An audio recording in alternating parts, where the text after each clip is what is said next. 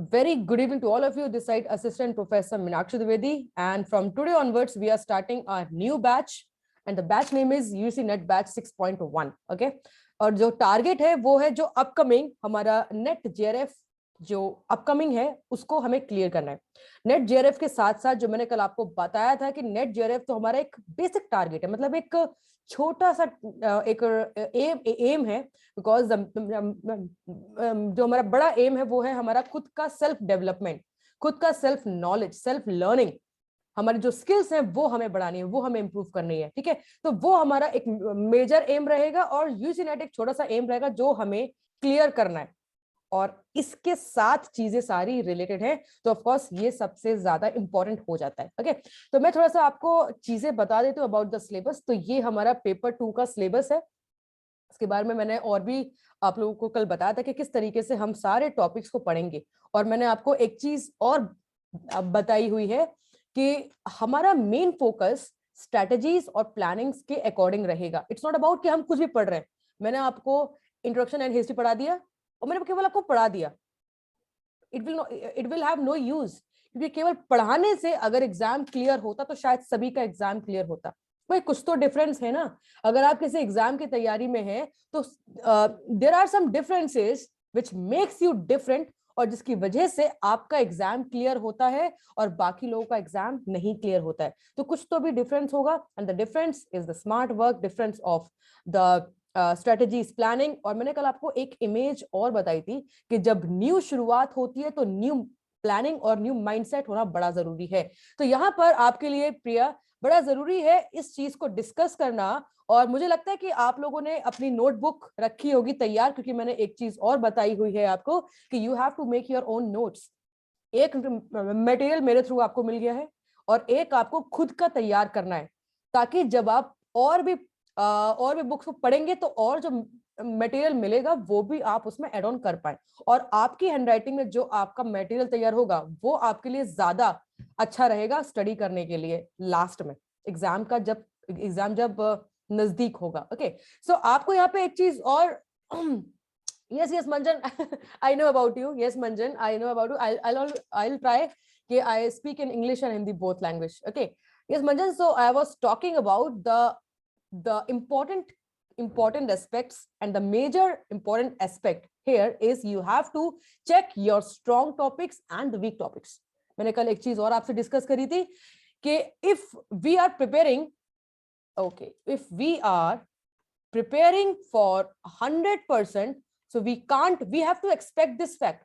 Okay, we have to accept this fact that if we are preparing for 100%, so we can't excellent in every topic. No, we can't, because this is beyond our capacity, हमारी capacity से बाहर है।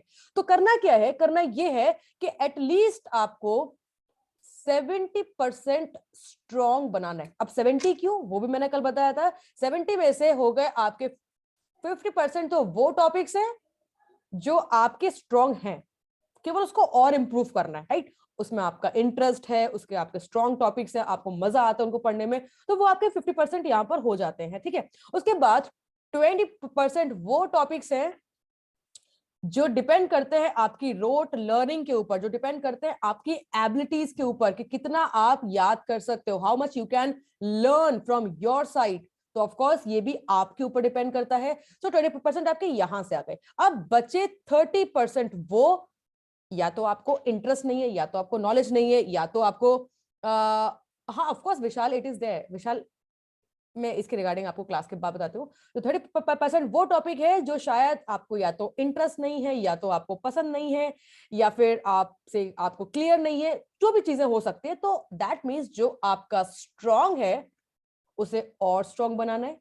और जो आपका week है, जो हमें पता है, because we have to self analyse ourselves, जो आपका वीक है उसे थोड़ा सा एवरेज बनाना है, ताकि हमारा उसमें अगर 10 क्वेश्चंस आते हैं तो at least we will be able to clear 5 questions, at least 5 questions तो हम क्लियर कर पाए। Okay, so this would be the target. So we are starting from introduction and history of physical education. बाकी सारे टॉपिक्स भी हम लोग आराम से कवर करेंगे, and at the last we would have mock test practice, जो कि लास्ट में मिलेगी।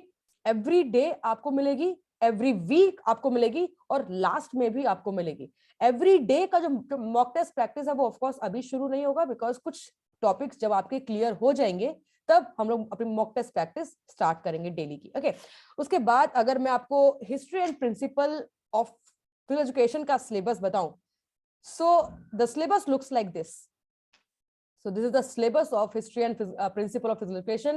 Now you will say, ma'am, some of the topics are not there in the PDF, like recreation. Okay, recreation topic is not there in the PDF, so no issue, because I was thinking to take this topic separately, but if like someone student have asked me to clear this recreation in this topic only, so it's okay, no issue.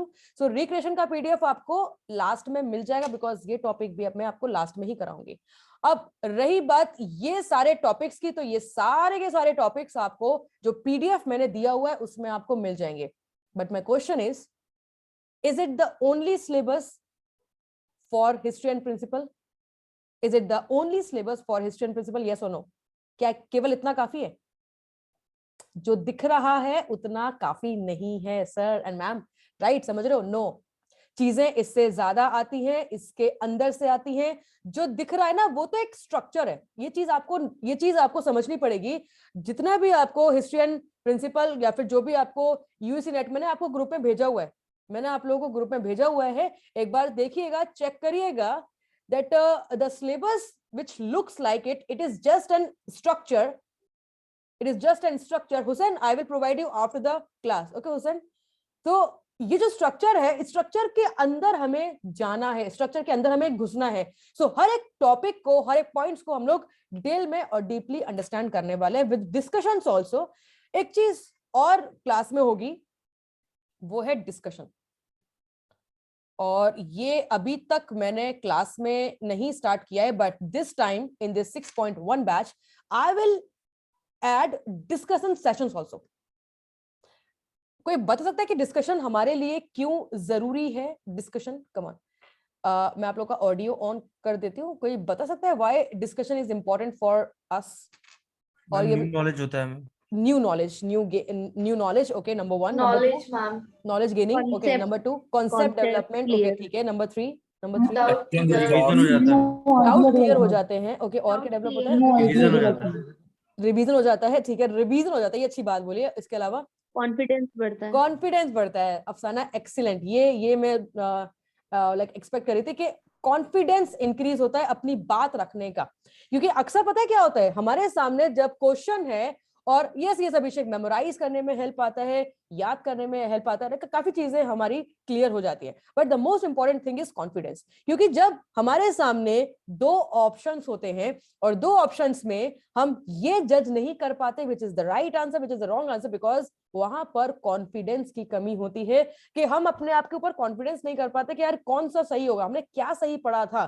तो वो चीज भी आपकी develop होती। तो this is very important कि हम discussion sessions भी अपना इंक्लूड करेंगे अपनी स्टडीज में। ओके, सो आज जो टॉपिक मैं आपको पढ़ाने वाली हूँ वो है introduction, meaning, importance and philosophy of physical education. ये हम लोग टॉपिक स्टार्ट करने वाले। So let's start with this topic. चलिए स्टार्ट करते हैं। एक्साइटेड एनर्जी लेवल कैसा है भाई? एक बार बता दो मुझे, सभी के सभी। एक बार सभी के सभी मेरे को ना अटेंडेंस दे दीजिए, सभी लोग हेलो करके, गुड इवनिंग, या फिर जो भी आप लोगों को पसंद आ रहा है एक बार मुझे प्लीज लिख के बता दीजिए। Hi Sumit, Rubia, yes yes yes. और एक बार मुझे सभी के सभी एक बार कमेंट करके बता दीजिए। और I am just saying that again and again, because मेरा आपके लिए इंटरेक्शन होना बड़ा जरूरी है, because you are there in the class. I want to know कि भाई कौन कौन मेरी क्लास में है। Yes Tarun, yes Malik, because sometimes happen कि भाई क्लास में स्टूडेंट्स आते हैं और चले जाते हैं, 4 महीने निकल जाएंगे, मुझे ही नहीं पता कि वो स्टूडेंट मेरी क्लास में कभी था भी। So this should not happen again and again. तो मुझे पता होना चाहिए कि मेरी क्लास में कौन स्टूडेंट्स हैं, और मेरा इंटरेक्शन आप लोगों से होना बड़ा जरूरी है बार बार। Okay, hi Afsana, Smriti, good evening, good evening. Okay चले, नाइस इंदर, हाय। ओके, और रोज आइएगा, कंसिस्टेंसी भूलना मत। ओके चले ठीक है, स्टार्ट करते हैं। तो भाई आज का जो हमारा मेन टॉपिक है, हाय अमर, तो वो है आपका हिस्ट्री एंड प्रिंसिपल्स। ओके, अब history and principles of physical education की अगर बात कर रहे हैं, तो भाई सबसे पहले बात की जाती है फिजिकल एजुकेशन की। प्रतीक्षा, शिवम, ओके, फिजिकल एजुकेशन में अगर हम लोग बात करेंगे, पी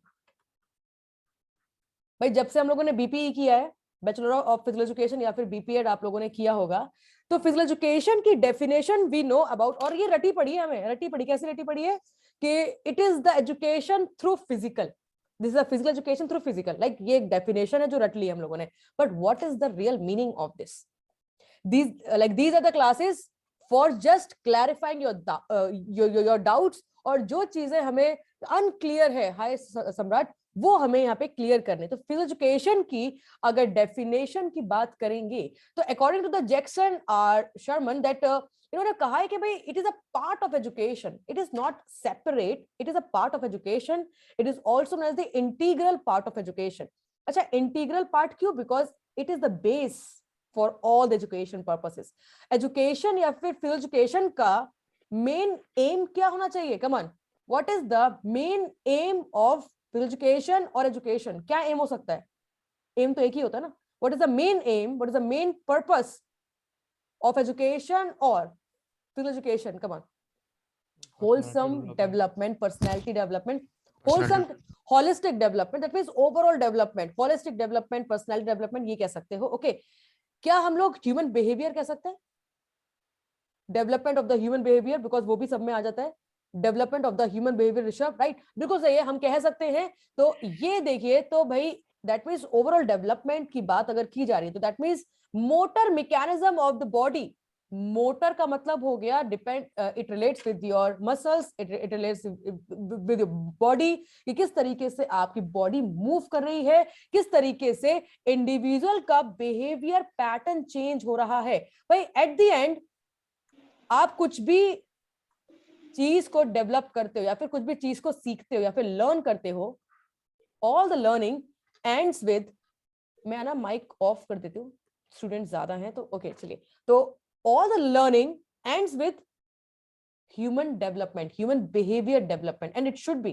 अगर आपने आज कुछ सीखा, कोई नई चीज सीखी, जब तक आपके अंदर बिहेवियर डेवलप नहीं हुआ, and behaviour is of different types, that means मैंने जो आपको बताया था, समझाया था कि स्किल्स में आता है आपका परसेप्शन एबिलिटी, है ना, तो that is also your behaviour, that how you are observing the things, that is also your behaviour, कि हम क्या देख रहे हैं, हम गलत देख रहे हैं कि सही देख रहे हैं, हम गलत देख रहे हैं कि सही देख रहे हैं, this is also your perception, this is also और your behaviour, this is your character, personality. तो ये सब चीजें भी आपकी चेंज होनी चाहिए if we are learning. Okay, उसके बाद चार्ल्स ब्यूचर के अकॉर्डिंग अगर बात की जा रही है तो ये क्या कह रहे हैं, it is the integral part of total education process in the field of endeavor which has all the development, okay, चाहे वो फिजिकली हो, मेंटली हो, इमोशनली, सोशली, है ना, ताकि हम एक फिट सिटीजन बन सके।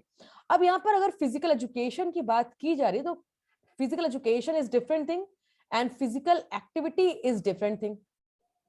we have to clarify all these doubts also, कि भाई फिजिकल एजुकेशन और फिजिकल एक्टिविटी और फिजिकल एक्सरसाइज तीन हो गए यहाँ पे terminologies, physical education, physical exercise and physical activity. तो इन तीनों में ऑफ कोर्स डिफरेंस है ना, डिफरेंस है, तभी इसको अलग अलग कंडीशंस में यूज किया जाता है। So what is the difference, what is the difference between all these conditions? कोई ट्राई करना चाहेगा? चलो ट्राई करो, कम ऑन, थोड़ा इन्वॉल्वमेंट बढ़ाइए। हाँ जी, कोई ट्राई करना चाहेगा? Come on come on come on. हाँ हाँ बताइए, आपका नाम बताइए पहले। मैम एक बार फिर से पूछिए। What is the difference between physical education, physical activity and physical exercise? General वे में ट्राई करो। या जनरल वे में हम फिजिकल एजुकेशन मतलब ये तो एजुकेशन सिंपल फिजिकल एजुकेशन है, और थ्रू एक्सरसाइज में तो हम सारा फिजियोलॉजी और ये जैसे हम बायोमैकेनिक ये सारे सब्जेक्ट्स पढ़ते हैं। ओके उस टाइप से। ओके और एक लास्ट क्या पूछा था आपने? एक ही बार पूछूंगी। Physical activity, physical activity. No ma'am अभी इतना ही, चलो ठीक है, यू हैव ट्राइड, चलो अच्छी, बहुत अच्छी बात है Afsana, you have tried at least. Okay, anybody who wants to try once? Ma'am physical education में, ma'am physical education means education through our body movement and bodily activity. Okay. And physical exercise means which we can do with any rhythm and body जहाँ पे कोई rules होता है उसी के हिसाब से करते हैं। वो एक्सरसाइज है। और ओके। हाँ, एक्सरसाइज है। और Okay. जो फिजिकल एक्टिविटी है यहाँ पे कोई रूल्स नहीं होता है नॉर्मली। हाँ, हम लोग अपने हिसाब से फिजिकल एक्टिविटी कर सकते हैं। नाइस नाइस नाइस, ठीक है ठीक है। फिजिकल एक्टिविटी नॉर्मली कोई भी एक्टिविटीज की बात की जा रही है। ओके गुरप्रीत, ओके चलिए, मैं बिल्कुल अच्छा आप लोगों ने ट्राई किया, मैं दोबारा से एक बार आपको क्लियर कर देती हूँ। ओके देखिए, मैं जो यहाँ पे कहने वाले हूँ वो थोड़ा सा ध्यान से सुनिएगा, बिकॉज अभी जस्ट एक बेसिक क्लासेस शुरू हो रही है, तो यहाँ पे थोड़ा सा आपको जो बेसिक चीजें हैं वो भी क्लियर होना जरूरी है। तो अगर बात की जा रही है फिजिकल एक्टिविटी की, तो physical activity is simply meaning the way you are doing any physical actions. तो जो भी एक्शन आप ले रहे हो, if I am doing like this और I am doing like this, मैं कोई भी एक्टिविटी कर रही हूँ, फिजिकल एक्टिविटी जिसमें मेरी बॉडी इन्वॉल्व है फिजिकली एक्टिवली, अगर मेरी बॉडी इन्वॉल्व है किसी भी एक्टिविटी में, तो that is the physical activity, simple, जिसमें किसी सिस्टमैटिक तरीके से होने का कोई नीड नहीं है, कोई प्रोसीजर, कोई सीक्वेंस होना कोई जरूरी नहीं है, जैसे अभी किसी ने कहा था, राइट। दूसरा चीज जो है वो है physical exercise. Now physical activity में ही अगर प्रॉपर सिस्टमैटिक चीजें की जाएं, प्रॉपर सीक्वेंशियल चीजें की जाएं, मतलब फिजिकल एक्टिविटी ही अगर प्रॉपर तरीके से की जाए, सीक्वेंशियल तरीके से की जाए, प्लानिंग के साथ की जाए, तो वो बन जाती है physical exercise. Because physical exercise will have a basic aim, physical exercise will have a objectives, principles, तो वो सब चीजें ऐड हो जाएंगी जब चीजें सिस्टमैटिक तरीके से की जाएंगी, तो दैट इज फिजिकल एक्सरसाइज। अब इसी चीज की पढ़ाई को बोलते हैं फिजिकल एजुकेशन, सिंपल। ओके, तो भाई फिजिकल एक्टिविटी क्या होती है, फिजिकल एक्सरसाइज कैसे होती है, कैसे अपनी परफॉर्मेंस को इंप्रूव किया जा सकता है, इस सारी एजुकेशन को हम लोग फिजिकल एजुकेशन में इंक्लूड करते हैं। तो एक चीज तो आपको यहाँ पे क्लियर हो जाती है भाई, what is the meaning and definition of the physical education. तो बाकी सारी भी यहाँ पे लिखी हुई है आप लोगों के सिलेबस के लिए। फिजिकल एजुकेशन की डेफिनेशन इंपॉर्टेंट नहीं है, बिकॉज वो एग्जाम में नहीं आती। ओके, प्लस ऑथर्स वगैरह भी एग्जाम में उतने नहीं पूछे जाते। तो अभी के लिए बस एक छोटा सा एक बेसिक नॉलेज यहाँ पर कि व्हाट इज द एम और ऑब्जेक्टिव्स ऑफ फिजिकल एजुकेशन। तो जैसे कि अभी आपने कहा था कि all around development, holistic development. अब ये holistic development is also known as the all around development. कुछ चीजें हैं जो मैं यहाँ पे आप लोगों के लिए लिखना चाहूंगी। नंबर 1, टर्मिनोलॉजीज,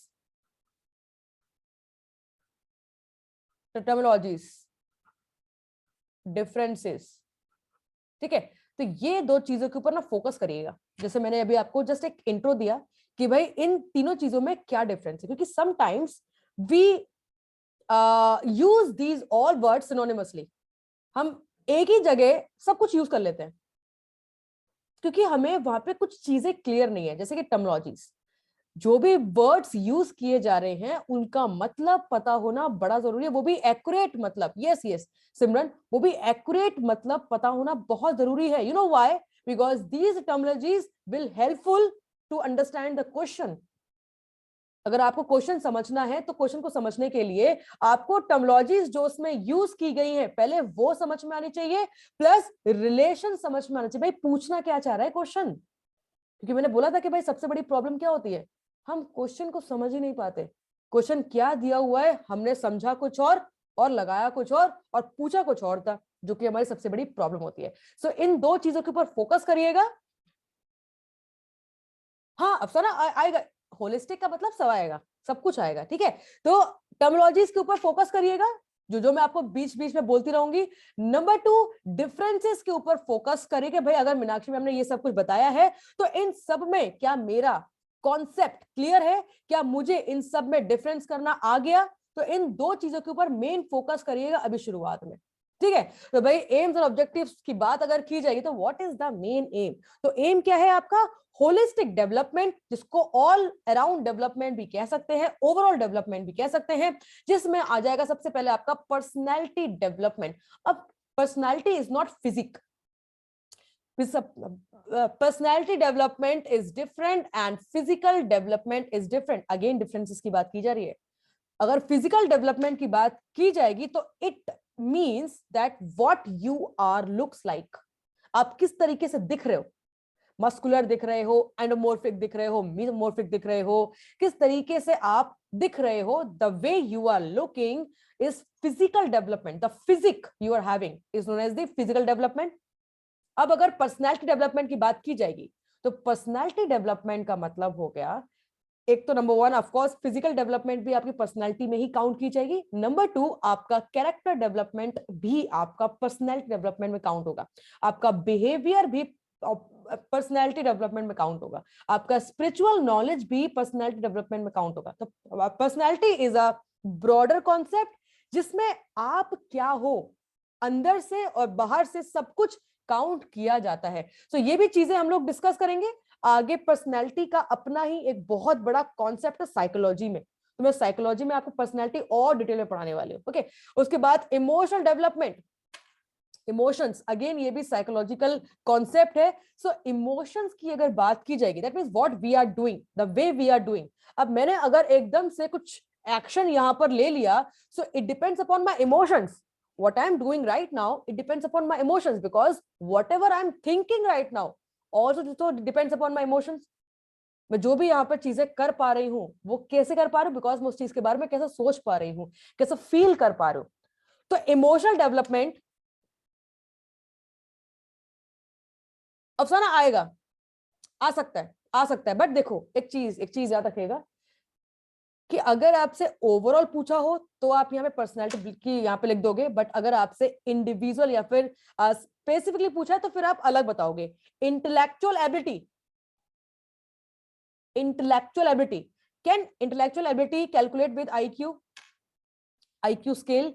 क्या आईक्यू स्केल से इंटेलेक्चुअल एबिलिटी कैलकुलेट की जा सकती है? yes or no? yes or no? yes, Rubia is saying yes. Okay, Smriti is saying yes. Dora, okay, बिल्कुल कर सकते हैं, because IQ is a scale which is measuring the IQ level. तो IQ level के लिए मतलब वो intelligence quotient, तो उसकी फुल फॉर्म क्या है? उसकी फुल फॉर्म ही है इंटेलिजेंट क्वोशिएंट. ठीक है, तो वो इंटेलेक्चुअल एबिलिटी ही कैलकुलेट करता है. ओके, नाउ अगर बात की जाएगी इमोशनल डेवलपमेंट, तो इमोशनल डेवलपमेंट की अगर बात की जाए सिमरन, तो इमोशंस में कौन कौन से एग्जांपल्स हम यहाँ पे दे सकते हैं? कम ऑन, एक बार ये लिख के बता दो. हाँ जी. सिमरन सिंह इंटेलेक्चुअल अलग है. ओके, तो इंटेलेक्चुअल अलग हो गया, कॉग्निटिव डेवलपमेंट अलग हो गया. हाँ ठीक है. ओके सिमरन, आज मैं ज्यादा डीप नहीं जाऊंगी. सिमरन आज मैं ज्यादा डीप नहीं जाऊंगी. इट्स ओके, मुझे पता है आपको चीजें पता है, what is the aim and objectives. Okay Manjan, I will clear this also, wait for this. Okay, emotional development में हम कौन कौन से एग्जांपल्स यहाँ पे दे सकते हैं? हाँ जी प्लीज बताइए. इमोशनल डेवलपमेंट में हम कौन कौन से fear, happiness, caring, okay, anxiety, happiness, sad. Okay, तो आपको इमोशन समझ में आ रहा है? या these are the emotions, the way we behave, the way we feel something. तो ये आपके इमोशनल डेवलपमेंट में आ जाएगा. Okay, now I will provide you 3 options. Yes Nivedita, I will provide you 3 options. इन तीनों ऑप्शंस में से आप लोग बताइएगा कि इन तीनों में से कौन सा आपको ऑप्शन लगता है. यस इस Pratiksha. Number 1 cognitive ability, number 1 cognitive ability. Number 2 affective ability. Number 3 psychomotor ability. तो जो इमोशनल डेवलपमेंट है वो किस एबिलिटी में आएगा?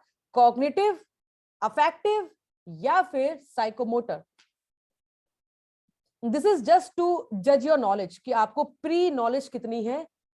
संपा, are everyone agree with affective nature? Okay, so Rubia Singh psychomotor. Okay Rubia affective. Pankaj, Hasrat affective, मतलब सभी अफेक्टिव से एग्री हैं. यस जोड़ा. तो correct answer is affective nature, because affective deals with emotions, affective deals with behavior patterns, right? Yes Indrajit, no, that the correct answer is affective. physical development आपका muscular में देखो यहाँ पे लिखा हुआ है साइकोमोटर, तो क्या ये आ सकता है आपका साइकोमोटर में. ओके, सो न्यूरोमस्कुलर जंक्शन की बात की जा रही है भाई, इसके लिए भी है.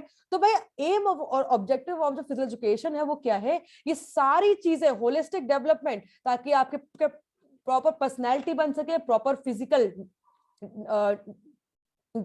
आपकी डेवलप हो सके, इमोशनल आप डेवलप हो सको, मेंटल डेवलपमेंट आपकी यहाँ पर हो सके. मेंटल डेवलपमेंट जो है, it is directly related with cognitive development. cognitive development. Okay, cognitive development is same as intellectual development. Am I correct or not? Cognitive development is same as, or it is synonym of intellectual development. So is it right or not? Yes, Dora, Rajit, clear है? हाँ, बिल्कुल ठीक है. तो ये दोनों एक ही चीजें हैं. That means intelligence. That means the way you are thinking. Afsana is no. No, it's okay, Afsana. It's correct. दोनों same है. That means the way we are, like, हम क्या चीजें सोच रहे हैं. Okay. तो cognitive ability आपकी mental development में आएगा, intellectualism भी इसी में आएगा. Social development, the way we behave with society, हम सोसाइटी के साथ किस तरीके से बिहेव करते हैं और उसके बारे में क्या सोचते हैं, सब कुछ आपका सोशल डेवलपमेंट में आ जाएगा. Development of the health, free from diseases, तो ये सब चीजें आपकी आ जाती हैं aim and objectives of physical education. अब मंजन ने पूछा था कि ma'am what is the difference between, हाँ देखो हसरत, अभी मैं आपको एक चीज बताती हूँ. जैसे अभी हसरत हो गए, सिमरन हो गए, तो जैसे कि ना मैं अभी केवल एक ओवरव्यू दे रही हूँ. मुझे पता है कि आप मेरी क्लास में कुछ ऐसे स्टूडेंट्स भी होंगे जो शायद ऑलरेडी नहीं कोई बात नहीं अफसाना, मैं क्या बोल रहा हूँ, मैं ये बोल रहा हूँ कि मेरी क्लास में कुछ ऐसे स्टूडेंट्स भी होंगे जो शायद ये टॉपिक्स को पढ़ चुके होंगे. आई नो बिल्कुल होंगे, वो केवल रिवीजन के लिए क्लास में आ रहे हैं. ठीक है, तो अभी क्या है ना कि अभी चीजों को केवल दिखाना जरूरी है. अगर मैं एक चीज को भी क्लियर करना शुरू कर दूंगी ना तो कंफ्यूजन और क्रिएट होगी, तो प्लीज उस चीज को मेंटेन करेगा. ठीक है, तो यहाँ पर आप देख सकते हैं कि ये सारी चीजें हो गई हैं. ओके, अब एम और ऑब्जेक्टिव में डिफरेंस क्या है?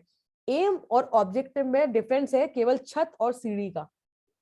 अगर आपको छत पे जाना है, ओके मंजन, that is the difference between a stair and a terrace. Okay, अगर आपको, okay मलिक, मैं वो समझा दूंगी. Okay, if you want to go to the terrace, so you have to follow the stairs, and the stairs are the step by step process. Okay, so the where you have to go, that is the aim, that is the main purpose. जहां आपको जाना है, that is the main aim, that is the main purpose. Okay, किस तरीके से जाना है, the way you are going there, exactly similar, the way you are going there, step by step, and all these steps are these things: personality development, neuromuscular coordination, development of the health, social development, mental development. These all are the stairs and step by step processes. After fulfilling all these aspects, you will definitely achieve your aim. And what is your aim? Holistic development. अब holistic development के लिए सारे concepts को strong होना जरूरी है. So this is the difference. Okay मंजन, is it clear? Okay, अब न्यूरोमस्कुलर की बात की जाएगी. एक चीज और मैं आपको बताती हूं, we can understand the meaning by seeing the word. केवल देखने से आप उसका मीनिंग बता दोगे, केवल जजमेंट की जरूरी है, जजमेंट का जरूरत है. किस तरीके से? न्यूरो का मतलब हो गया it relates with your nervous system. Remember that word, neuro. So neuro का मतलब हो गया it relates with your nervous system. Muscular relates with your muscles. Yes, Subhendu, wait. Okay, muscles relates with your muscles. Okay, so muscular and nervous. Okay, that means whatever your activities you are doing. So can you do any activity? Not activity. Can you do any physical exercise or physical development or any type of activity without the help of your nervous system? It is not possible. That means your nervous system should be involved in your muscular activities. So कोई भी activities जिसमें आपका nervous system भी involve है, आपका muscular system भी involve है, उसके साथ जो कंबाइन होके एबिलिटी तैयार होती है, that is the neuromuscular coordination, जिसकी वजह से हम एक्टिविटीज कर पाते हैं, जिसकी वजह से फिजिकल एक्सरसाइज कर पाते हैं और फिजिकल डेवलपमेंट कर पाते हैं. Okay, is it clear this? Okay, बाकी सोशल डेवलपमेंट में कोई बात नहीं, मैं आगे भी और बता दूंगी. ओके, थोड़ा सा आगे चलते हैं. और जिसको जो भी डाउट है प्लीज एक बार लिख लीजिएगा अपनी नोटबुक में. यस मलिक, एक बार नोटबुक में लिख लीजिएगा. क्लास के बाद डिस्कशन होगा, तब आप मुझसे पूछिएगा, मैं जरूर तब आपको बता दूंगी। ओके, अभी आगे चलते हैं। अब अगर फिजिकल एजुकेशन की बात की जा रही है, आपको उसका मीनिंग समझ में आ रहा है, आपको एक ओवरव्यू, क्योंकि मीनिंग आप लोगों को पता है, एक ओवरव्यू हो रहा है, आपका रिवीजन हो रहा है, प्लस उसके बाद देख सकते हैं आप यहाँ पे भाई इसका एम क्या है, इसका ऑब्जेक्टिव्स क्या है। नेक्स्ट आता है आपका करियर ऑप्शंस। इसमें करियर ऑप्शंस क्या है? अगर आपको सीपीएड, डीपीएड, बीपीई, बीपीएड, बीपीईएस, एमपीईएस और ये जितने भी आपको डिग्रीज दिख रही हैं, ये सारी डिग्रीज किस तरफ इशारा कर रही हैं? ये इशारा कर रही हैं टीचर बनने की तरफ। Okay, because these are the teacher training courses.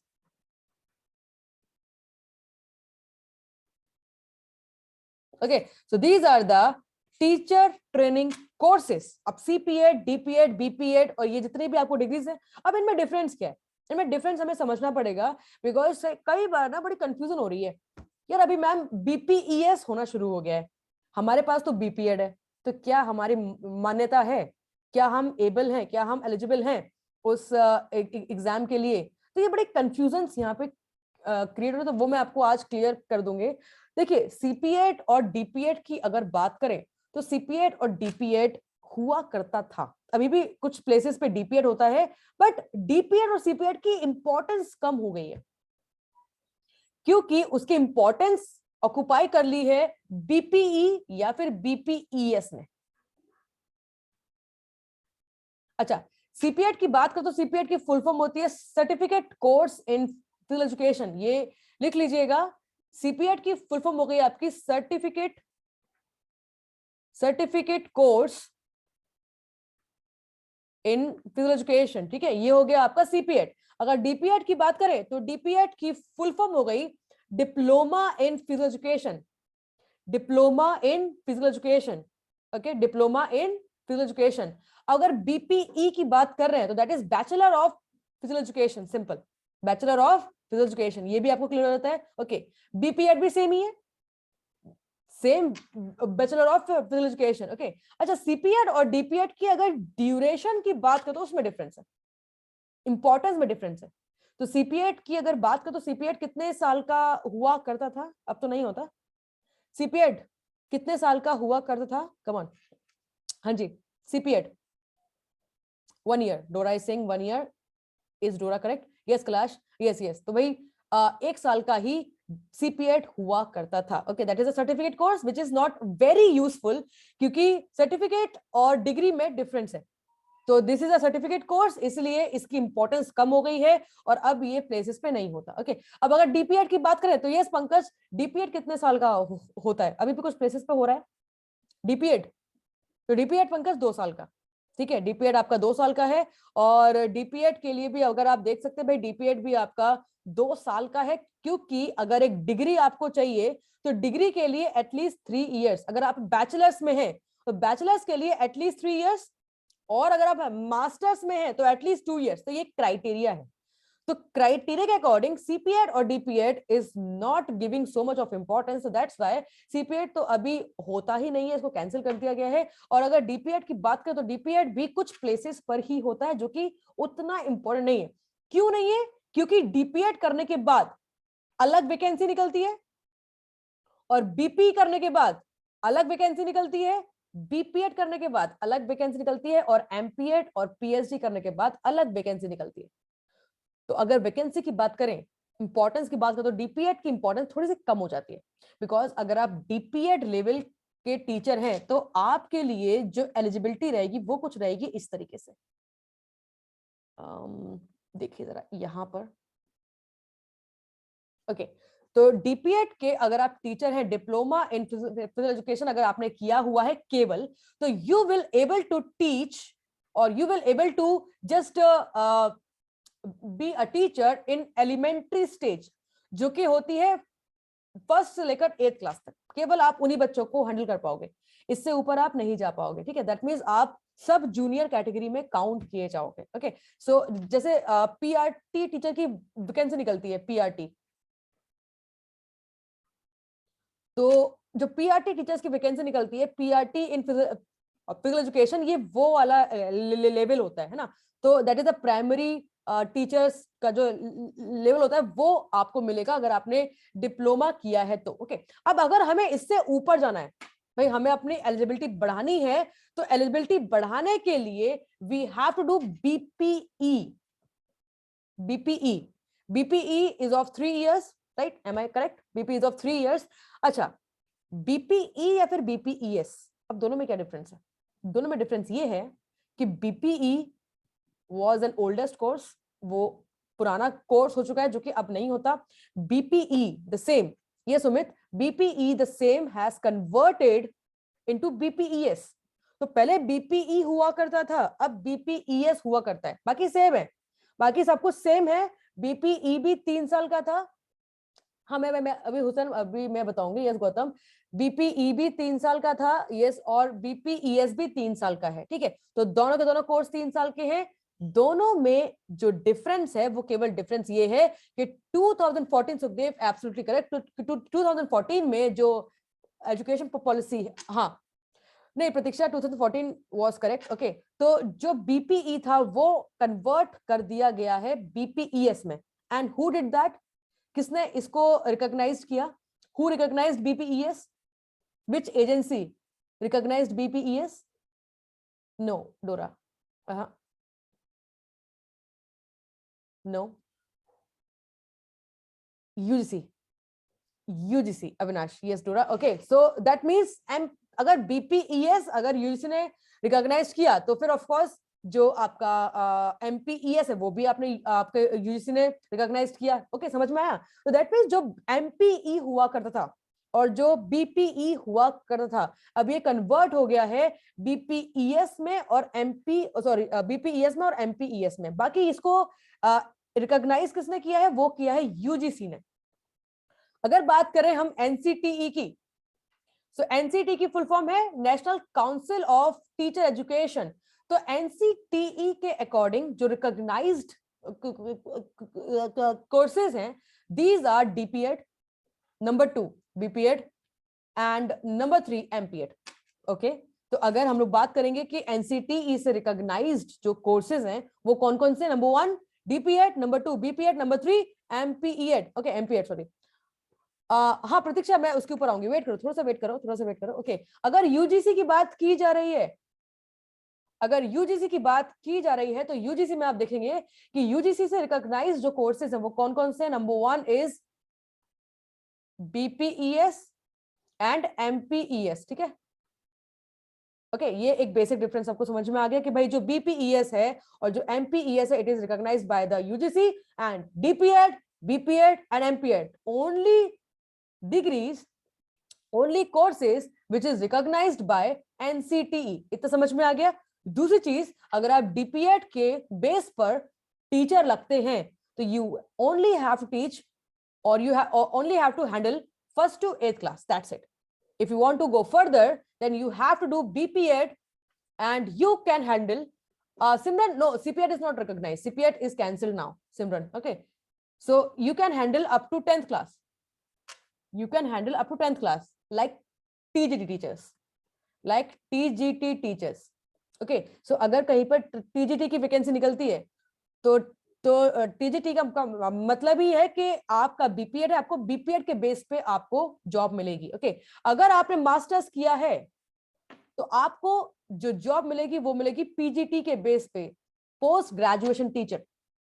Okay, सो ये आपको मिलेगी पीजीटी के बेस पे, एमपीएड के बेस पे अगर आपने किया है तो दैट मींस 11th और 12th क्लास को आप यहाँ पे पढ़ा पाएंगे। ओके, तो आप यहाँ पे लेवल देख रहे हो किस तरीके से लेवल इंक्रीज हो रहा है। तो अगर आप मास्टर्स कर रहे हो तो ऑफ कोर्स आपको मास्टर्स करनी चाहिए ताकि आप एटलीस्ट पीजीटी की पोस्ट पे जा सको और अच्छी खासी सैलरी ले सको, है ना? तो अगर एनसीटी रिकॉग्नाइज कोर्सेज की बात करें रचित, हाँ वो मैं पूछूंगी, रुक तो जाओ यार कुछ तो सस्पेंस बना के रखो यार सब बता दोगे अभी। ओके, तो अगर एनसीटी की बात करोगे तो डीपीएड, बीपीएड और एमपीएड क्लियर हो गया। अगर यूजीसी की बात करो तो बीपीईएस और एमपीएस क्लियर हो गया। देन क्या बीपीई के बेस पर आपको जॉब नहीं मिल सकती, या फिर बीपीईएस कि भाई अकेला आपने बीपीईएस किया है तो क्या केवल बीपीईएस करने से आपको जॉब नहीं मिल सकती?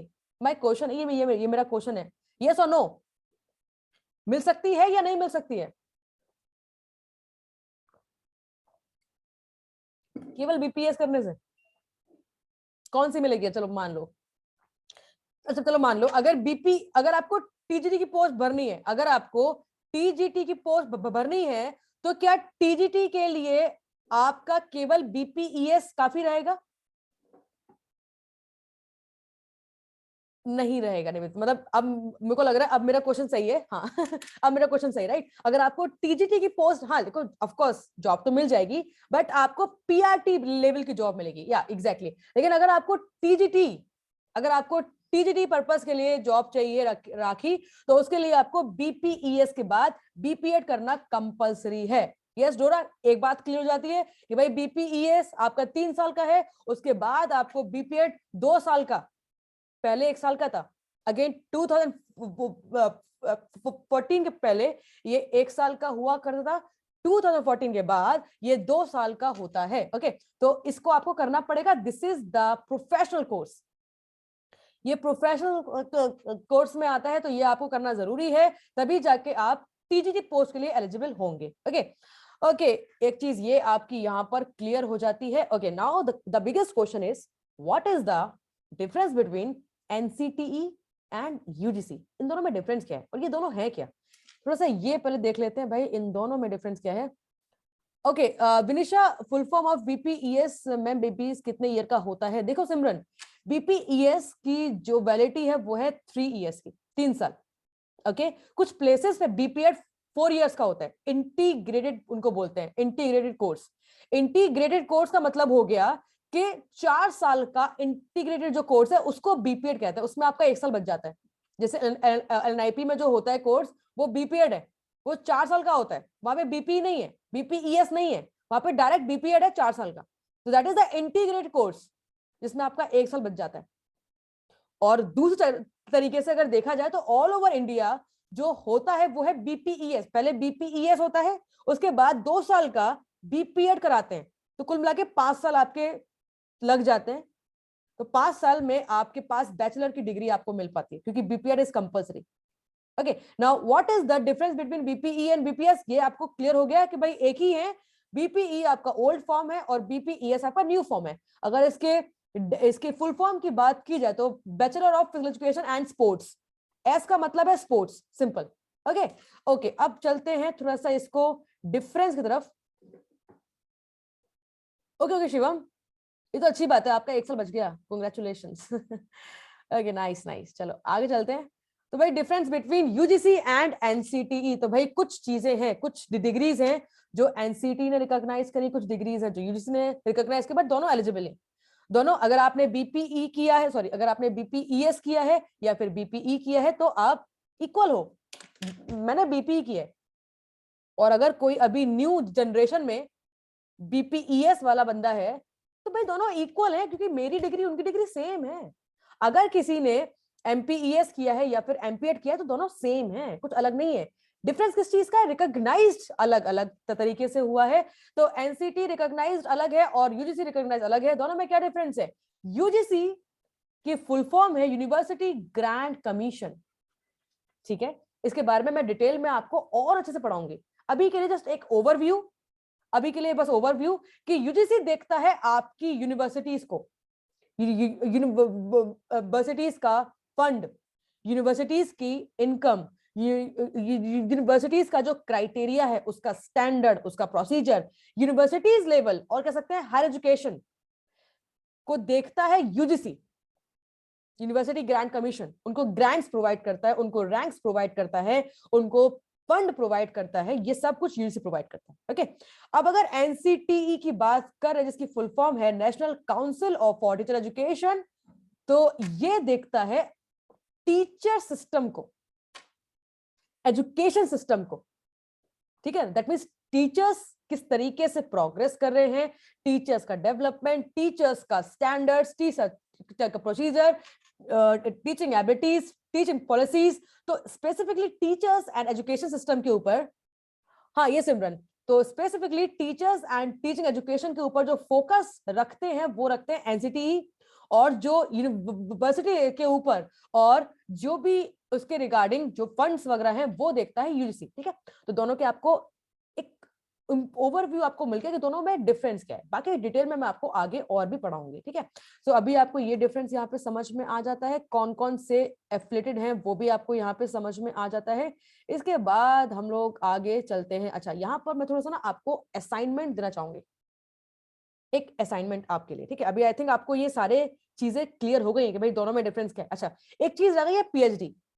एमफिल हुआ करता था, लेकिन 2019 के बाद इसको भी हटा दिया गया। 2020 में इसे भी हटा दिया गया है। Okay, can we do MPEd after BPES? Nice question Rishabh. The answer is no. The answer is no, because again I am saying, क्योंकि मैंने अभी आपको बताया था Rishabh that after BPES BPEd is compulsory.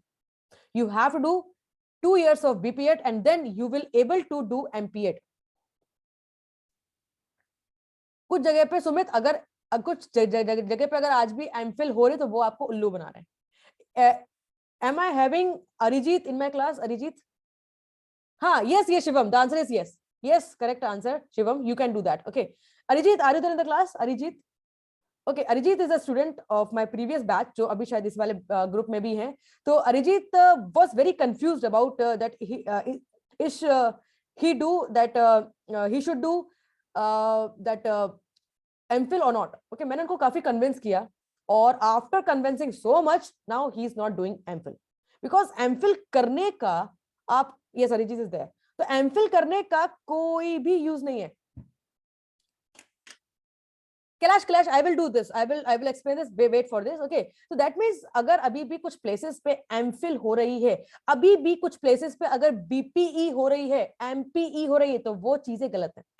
वो चीजें गलत है, वो चीजें भाई हटा दी गई हैं। जिन्होंने MPhil, मैंने MPhil करी हुई है, मैंने MPhil करी हुई, मुझे पता है बेनिफिट क्या मिला। मैं आपको बताती हूँ। हाँ, MPhil and PhD is UGC approved. Yes Simran, yes. Okay, मुझे बेनिफिट मिला कि मुझे रिसर्च में और एक्सपीरियंस मिल गया। नंबर 1, मुझे रिसर्च में एक्सपीरियंस मिल गया, क्योंकि मुझे ये पता है कि PhD कैसे की जाएगी। आई नो अबाउट इट, क्योंकि मैंने MPhil में वो सब कुछ कर लिया है। कुछ लोग MPhil के बाद डायरेक्टली PhD में जाते हैं एंड दे आर कंफ्यूज्ड कि करना क्या है। समझ रहे हो? MPhil is all about the experience. MPhil is all about the knowledge. भाई रिसर्च की नॉलेज तो ले लो पहले। PhD करने जा रहे हो, the biggest degree of education, तो वो करने के लिए पहले नॉलेज तो ले लो। तो नॉलेज आपको मिलती है MPhil से। अगर आप MPhil की इंपॉर्टेंस की बात देखो, अगर, हाँ, यस राखी, अगर आप MPhil की इंपॉर्टेंस की बात देखो, तो मैं अपना आपको एक्सपीरियंस बोलना चाहूंगी कि मुझे जो MPhil ने दिया है वो दिया है नॉलेज, नंबर 1। Number 2, interest. भाई रिसर्च में इंटरेस्ट जरूरी है, इंटरेस्ट। नंबर 3, एक्सपीरियंस मुझे दिया है। नंबर मिले ना मिले डजंट मैटर नहीं करता। क्या मिला है मुझे? ये 3 चीजें मुझे मिली, जो मेरे लिए शायद PhD में बहुत ज्यादा हेल्पफुल रहेंगी। बट अब ये चीजें हटा दी गई। क्यों हटा दी गई? क्योंकि जरूरत नहीं है। मेरे हिसाब से जरूरत है, क्योंकि एक बंदा जो MPED में है वो डायरेक्ट PhD करने वाला है, मतलब PhD खतरे में है। वो नहीं, वो तो कर लेगा PhD खतरे में। PhD खतरे में क्यों है? क्योंकि वो बंदा कब रिसर्च सीखेगा? क्योंकि MPED में तो कौन ही रिसर्च पढ़ता है? आई डोंट थिंक सो, मुझे नहीं लगता, क्योंकि मैंने खुद में नहीं पढ़ी। मैंने खुद रिसर्च मैंने MPhil में पढ़ी है, सच बात है ये, मैं सच अपना एक्सपीरियंस शेयर कर रही हूँ। तो MPED में आप रिसर्च को केवल देखते हो, अच्छा ये रिसर्च है, ओके कर लेंगे करते करते 2 साल निकल जाते हैं, रिसर्च कर ही नहीं पाते। उसके बाद जब आप MPhil में आते हैं, फिर जब आप सीखते हो रिसर्च को, तब तक आप PhD में आ गए हैं ना। तो इस तरीके से होता है। सो आई डोंट थिंक MPhil को हटाना चाहिए था, बट फिर भी हटा दिया है। तो अभी जो लोग PhD करने के बारे में सोच रहे हैं, उनके ऊपर प्रेशर है बहुत ज्यादा। एक तो नॉलेज का, एक्सपीरियंस का, चीजें लाइक एज्यूम करने का, तो ये सारी चीजें होती हैं। तो PhD भी आप ऑफ कोर्स MPED के बाद ही कर पाओगे, है ना। एंड PhD का मतलब है you want to become assistant professor, that's it. अगर आपने केवल MPED किया है और आप टीचर बन जाते हो, तो यस, आप स्कूल में टीचर बन सकते हो और अच्छा खासा कमा सकते हो, अच्छा खासा 80 से 90 हजार कमा सकते हो। लेकिन अगर आपको हायर एजुकेशन में जाना है, रिसर्च करनी है आगे जाकर, तो उसके लिए आपको पीएचडी करना जरूरी है। असिस्टेंट प्रोफेसर बनने के लिए यूजीसी ने अभी ये क्राइटेरिया, ये नॉर्म्स रखे हैं कि अगर आपको यूनिवर्सिटी में असिस्टेंट प्रोफेसर बनना है so PhD is compulsory. UGC NET तो कंपल्सरी था ही था, अभी पीएचडी भी कंपल्सरी है अगर आपको यूनिवर्सिटी में जॉब करनी है। बट अगर आपको कॉलेज में जॉब करनी है तो UGC net is enough, PhD करना जरूरी नहीं है, लेकिन ऑफ कोर्स इंपॉर्टेंस तो पीएचडी वालों को ज्यादा मिलती है ना। अच्छा, मेरा आपसे एक बेसिक क्वेश्चन है, अगर पीएचडी मेरी हो गई तो मुझे अपने एपीआई स्कोर में, जो मेरा एकेडमिक स्कोर है, मुझे उसमें कितने नंबर मिलेंगे? ओके सिमरन, सिमरन मैं इसका जवाब दूंगी जरूर। ओके, मुझे Avinash Singh 20, Jasveer is saying 30 30 30। Okay, मतलब नॉलेज तो है, डोंट नो डोरा। So let me know you that no Nivedita, ये सही है बीच वाला, नहीं नहीं नहीं 30 मार्क्स, ठीक है। तो अगर आपकी पीएचडी हो जाएगी तो आपको 30 मार्क्स यहाँ पे मिल जाएंगे किसी भी इंटरव्यू में अगर आप जाते हो तो, ठीक है। It's a big number. Okay, yes Jasveer, okay चलिए। ओके, तो ये चीजें आपको क्लियर होती है। अच्छा, एक और डाउट बीच में आया था। हाँ जी जसवीर, बिल्कुल सही बोल रहे हो। अगर आपके नेट है तो आपको 7 मार्क्स मिलते हैं, अगर आपको जेरेफ है तो आपको मिलते हैं 8 नंबर, अगर एमफिल है अफसाना तो मिलते हैं 8 नंबर, अगर एमफिल है। बट वो डिपेंड करता है कि कहाँ काउंट किए जा रहे हैं, कहाँ काउंट नहीं किए जा रहे हैं। तो अगर एमफिल है तो आपको 8 नंबर मिलते हैं अलग से, ठीक है। ये क्लियर हो गया सारी चीजें। ओके, नाउ एक डाउट यहाँ पे रह गया है, वो ये कि अगर आप बीएससी इन फिजिकल एजुकेशन हो, अगर आप बीएससी इन फिजिकल एजुकेशन हो तो आप एमपीएड कर सकते हो डायरेक्ट, विदाउट बीपीएड आप डायरेक्ट एमपीएड कर सकते हो। लेकिन अगर आप बीपीईएस हो तो उसके लिए आपको बीपीएड करना जरूरी है। अगर आप बीपीईएड 4 इयर्स इंटीग्रेटेड कोर्स हो तो भी आप डायरेक्ट एमपीएड कर सकते हो, वहां पे आपका 1 साल बच जाता है। ओके, तो ये चीजें क्लियर है। Now my homework to you, मेरा होमवर्क लिख लेना। और मैंने कल आप लोगों को बहुत स्ट्रिक्टली एक बात बोली है, हाँ रुक जाओ सब बता दूंगी, रुक जाओ पहली क्लास में कितना जानना है भाई, रुक जाओ रुक जाओ। ओके, तो मेरा आज का जो होमवर्क है आपके लिए वो ये है कि नंबर 1, ये जितनी भी मैंने आपको डिग्रीज बताई हैं including diplomas and certificate courses, CPEd, DPEd, BPE, BPES, BPEd, MPEd, तो करना ये है कि आपको ये बताना है, और ये असाइनमेंट है आपका कि ये कब कब शुरू हुए और कहाँ शुरू हुए। होमवर्क मिल गया, समझ में आ गया कि ये कब कब शुरू हुए और कहाँ शुरू, और इसका आंसर दूंगी मैं कल की क्लास में, ठीक है। तो कल जब आप लोग आएंगे तो मैं जवाब नहीं दूंगी इसका, आप ही लोग इसका जवाब देंगे कि बीपीएड कब शुरू हुआ और कहाँ शुरू हुआ, एमपीएड कब शुरू हुआ और कहाँ शुरू हुआ, एमफिल पीएचडी कब और कहाँ शुरू हुआ, ठीक है। तो ईयर एंड द प्लेसेस आप यहाँ पर मुझे बताएंगे कल क्लास में। तो ये होमवर्क हो जाएगा, ये सुनो, हाँ जी हो जाएगा भाई, कर लोगे यस डोरा, कर लोगे, कम ऑन, चलो जरूर करिएगा ऋषभ, ठीक है। और मुझे बड़ी उम्मीदें हैं आप लोगों से, क्योंकि आप लोगों ने बोला है कि दिस 6 पॉइंट बैच, ये बैच है 6.1 batch, this would be the best batch of scholars मंत्रा।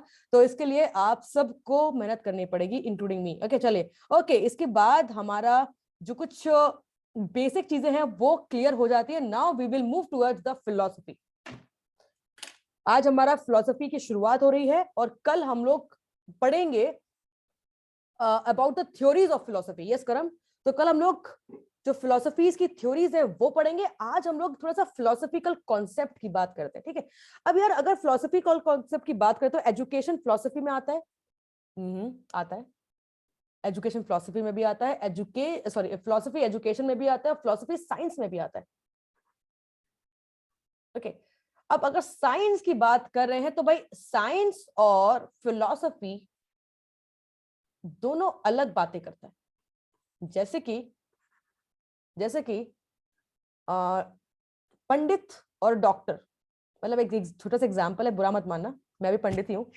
पंडित और डॉक्टर अलग बातें करते हैं। पंडित जी अलग बोलते हैं, पर पंडित जी भविष्य के बारे में बताते हैं, थोड़ी सी फिलोसफिकल बातें करते हैं कि नहीं तुम्हारे साथ ये होने वाला है, तुम्हारा भाग्य ये कह रहा है, तुम्हारा ये होने वाला है, तो मतलब उस तरीके से बात करते हैं, फिलोसफिकल बातें करते हैं। और साइंस फैक्चुअल बातें करता है। कैसे? इनकी जो बातें होती है वो फैक्ट्स के ऊपर डिपेंड करती है। फैक्ट्स का मतलब ट्रुथ का मतलब एविडेंस। सही है? हाँ हाँ हाँ बिल्कुल। ये कुछ यहाँ पे टर्मिनोलॉजीज और ऐड होती जा रही हैं। हम लिख सकते हैं empirical evidence. Okay. Empirical evidence का मतलब है जो एक्सपेरिमेंट किए जा सके, जो चीजें सबूत के तौर पर यूज की जा सके। That means the evidence which you can experiment. Okay, जो आप एक्सपेरिमेंट कर सकते हो, जिसके बारे में आपको पता होगा, तो वो साइंस उसके ऊपर बिलीव करता है। फिलोसफी, हाँ यस, प्रूव हो सकती है। फिलोसफी उन चीजों के ऊपर बात करती है जो साइंस भी जवाब नहीं दे पाता। कितनी ही बार ऐसा होता है, डॉक्टर्स बोल देते हैं कि ये बंदा चल नहीं पाएगा लाइफ टाइम तक, बट वो चलता है। डॉक्टर्स बोलते हैं ये बंदा देख नहीं पाएगा लाइफ टाइम तक, बट वो देखता है। तो ये जो चमत्कार होते हैं, वो चमत्कार को एक्सप्लेन करता है फिलॉसफी। और जो चीजें फैक्ट्स हैं, जो एविडेंस है, उसके ऊपर बात करता है science. That means you can say that science is having some limitations. हाँ yes yes yes Simran, right. Will power, Afsana, will power, it's WILL। Okay, but very nice explained. या विल पावर हो गया। और जो साइंस है, साइंस में कुछ limitations हैं। अच्छा, क्या लगता है आपको, साइंस में कुछ लिमिटेशंस हैं या नहीं? साइंस में लिमिटेशंस हैं या नहीं? Yes yes yes, come on. Science में लिमिटेशंस हैं भाई, हैं भाई, साइंस में लिमिटेशंस है, क्योंकि साइंस नहीं नहीं Malik, science is based on scientific procedures, science is based on some evidence, science is based on some truth। अगर truth ना हो तो, सच्चाई ना हो तो, एविडेंस ना हो तो साइंस खराब, साइंस गलत। ओके, साइंस प्रूव ही नहीं हो पाएगा जब आपके पास एविडेंस ना हो। But philosophy is beyond everything. Philosophy is beyond your thinking. जहां तक सोच भी नहीं सकते, उसके भी आगे फिलोसफी बात करता है। ओके, सो कुछ लोग फिलोसफिकल थिंकिंग रखते हैं। एग्जाम्पल राइटर्स, एग्जाम्पल पोइट्स, है ना। और पोइट्स जो हैं, हाँ एग्जैक्टली पोइट्स जो है, साइकोलॉजिस्ट जो हैं, और जो फिलोसोफर्स जो हैं, है ना, तो ये इस टाइप की थिंकिंग रखते हैं। ओके, अब यहाँ पे एक और चीज में डिफरेंस आ सकता है कि जो इनका थिंकिंग का प्रोसीजर है, ये दो टाइप का है। इनकी थिंकिंग का प्रोसीजर दो टाइप का है। एक सोचता है छोटे से बड़ा, वहां तक जाता है जहां तक कोई नहीं जा सकता, the beyond the imagination, beyond the capacity. That means philosophy choose inductive behaviour और इंडक्टिव थिंकिंग। बिल्कुल सही है। तो it follows the inductive thinking, and okay, और science follows the deductive thinking। सही है। तो ये सोचते हैं स्पेसिफिक चीजों के बारे में कि भाई इसका सच्चाई क्या है। ये कुछ उस चीजों के बारे में सोचता है जो कि मतलब जो स्पेसिफिक है। इतनी बड़ी आपके पास, हाँ इतना बड़ा आपके पास एक्सप्लेनेशन है, उसका एग्जैक्टली मेन रीजन क्या है। That means the process is from large to small, the process from general to specific is known as deductive thinking, and the process from specific to general, that is the inductive thinking। समझ में आ रही चीजें? Okay, बिल्कुल सही है। तो यहाँ पे आपको थिंकिंग समझ में आ रही है कि भाई कौन किस तरीके से सोचता है। ओके, उसके बाद अगर मैं आपसे पूछूं कि इंडक्टिव जो प्रोसीजर है वो किसने स्टार्ट किया, तो क्या बोलोगे? इंडक्टिव प्रोसीजर और डिडक्टिव प्रोसीजर एरिस्टोटल ने कौन सा स्टार्ट किया, रचित?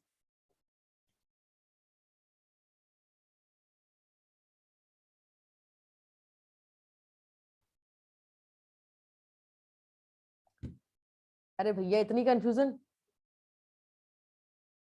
हाँ जी Smriti, you are absolutely correct. Aristotle have explained about deductive approach. No, Aristotle have explained about deductive approach. एक मिनट रुको, एक मिनट रुको। नहीं नहीं नहीं, हाँ सही है, सही है। डिडक्टिव अप्रोच इज एक्सप्लेन, क्योंकि अभी एक सेकंड रुको, एक सेकंड रुको, एक सेकंड रुको, एक सेकंड रुको, एक सेकंड रुकना। आप लोगों का मटेरियल में दिया हुआ है, आप लोगों के मटेरियल में दिया हुआ है वो उधर क्या लिखा हुआ है? थोड़ा सा ना मुझे एरिस्टोटल डिडक्टिव, अच्छा ऐसे याद किया मुझे भी यही लग रहा है, क्योंकि मैंने जो अभी, चलो फिर भी मैं यहाँ पे लिख देती हूँ, मैं कल आप लोगों को दोबारा से कंफर्म करके बताऊंगी। अभी मैं आप लोगों को लिखवा देती हूँ Aristotle for deductive nature, okay. और फिलोसॉफिकल जो इंडक्टिव है, this is by Francis Bacon, Francis Bacon, ठीक है। फ्रांसिस बेकन ने इंडक्टिव अप्रोच दिया था, ठीक है। तो ये आप लोग अभी के लिए इसको कर लीजिए, और फिर भी मैं कंफर्मेशन आपको एक बार और करवा देती हूँ, ठीक है। सिमरन कंफर्म है? कंफर्म है, चले ओके। मतलब जो लिखा हुआ है वो बिल्कुल सही है, ठीक है। तो लिख लीजिएगा कि एरिस्टोटल, ओके कोई बात नहीं गुरप्रीत, गुरप्रीत कोई बात नहीं, मैं दोबारा से एक बार चेक करके अभी के लिए लिख लो, ओके। फिर भी मैं दोबारा से एक बार आपको करवा दूंगी, ठीक है। तो Aristotle is for deductive approach and Francis Bacon is for inductive approach, ठीक है। तो ये समझ में आ रहा है। तो आपको ये समझ में आ रहा है कि भाई philosophy is a like a Latin word जिसका मतलब होता है फिलोसोफिया, एंड जिसका मतलब है लव ऑफ विजडम, विजडम की तरफ जो प्यार है हमारा, उसको बोलते हैं फिलोसफी, ओके। अब अगर विजडम का मतलब समझा जाए तो विजडम अपने आप में एक ब्रह्मांड है। ब्रह्मांड मतलब एक ऐसी चीज जहां पर इतनी सारी चीजें हैं जो कभी खत्म नहीं हो सकती। तो wisdom is also known as intellectual thinking, it is also known as the behaviour, it is also known as the way we see something, the way we feel something. Group of knowledge कह सकते हैं मंजन, बिल्कुल कह सकते हैं। तो the knowledge ability, intellectual ability, thinking ability, feeling ability, that means humanity, spiritual, exactly Priya. So that means wisdom is a word comprises of many different words, okay। तो wisdom का मतलब बहुत बड़ा मतलब है इसका, तो उसके थ्रू जो प्यार है हमारा, ओके, वो भी इसी में आ जाएगा प्रतीक्षा, ठीक है। तो उसको बोलते हैं हम लोग फिलोसफी। दैट मीन्स बेसिकली हमारा सब चीजों की तरफ जो प्यार है, जो आकर्षण है, जो भी हमारा अफेक्टिव नेचर है, वो सब हमारा फिलोसफी में ही काउंट किया जाता है। It is a study of general and fundamental questions about existence. तो ये किसकी बात करता है? अगर फिलोसफी की बात की जा रही तो हम लोग एग्जिस्टेंस की बात करते हैं। भाई चीजें कैसे शुरुआत हुई, चीजें कैसी होती हैं, चीजें किस तरीके से वहां रहती हैं, नॉलेज की तरफ बात करते हैं, वैल्यूज की बात करते हैं, रीजंस की बात करते हैं, माइंड एंड लैंग्वेज, ठीक है। तो ये सब चीजें हम लोग फिलोसफी में बात की जाती हैं। फिलोसफी की अगर बात की जाएगी तो फिलोसफी में आर्गुमेंट्स बहुत ज्यादा होते हैं, जिसको एक नाम से हम लोग जान सकते हैं, वो है क्रिटिसाइजेशन। क्रिटिसाइज बड़ा ज्यादा किया जाता है, ओके। अगर कोई फिलोसफिकल बातें कर रहा है तो हम बड़े जल्दी क्रिटिसाइज करते हैं, और सबसे ज्यादा हम लोग क्रिटिसाइज करते हैं अपनी माँ को ठीक है। जो हमारी मम्मी है वो अक्सर फिलोसफिकल बातें करती हैं, है ना, क्योंकि उनकी मम्मी ने उनको कहा होता है, और उनकी मम्मी ने उनकी मम्मी को कहा होता है ना। तो ये जो मम्मियों की जो मतलब बातें होती है बड़ी फिलोसफिकल होती हैं। चप्पल उल्टी नहीं रखनी चाहिए, चप्पल उल्टी नहीं रखनी चाहिए, इसका क्या मतलब हुआ?